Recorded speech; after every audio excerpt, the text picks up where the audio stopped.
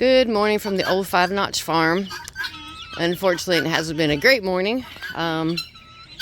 We do our best to protect our animals, but sometimes some of the wildlife gets creative and determined, especially probably if they have babies of their own to feed.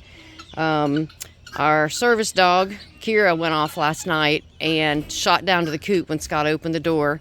Didn't see anything obvious, saw something take off, but wasn't sure what it was.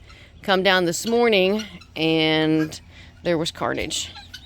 Assuming a raccoon, because of the way the metal is pulled away. That was all fastened. It was ripped. It is starting to rust, so we've got to reinforce there. The poor guinea was pulled through. You can see the bent wire where it was pulled through, and unfortunately it was decapitated and partially eaten. What alerted me this morning was the guineas were going off again, and when I came down, our resident fox was sitting outside the coop. Really don't think that she's the one that did it. I really think it's a raccoon, but she was going to take advantage of a meal. I can't blame her there.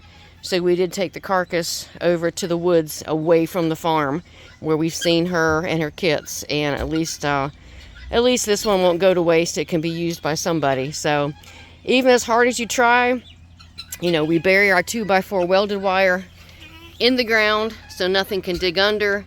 We put hardware cloth on the outside to keep stuff from being able to pull them through. And even with all that, sometimes the predators just are a little smarter and a little more determined. So we'll be doing some reinforcing, thinking seriously about putting metal across the bottom, just so that if the guineas are on the ground, they can't be grabbed and pulled through. And raccoon are known for working in pairs or more.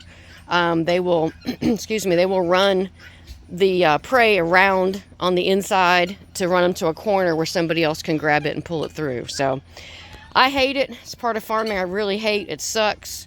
And I feel bad because we failed on our job, but we're going to do our best to keep it from happening again.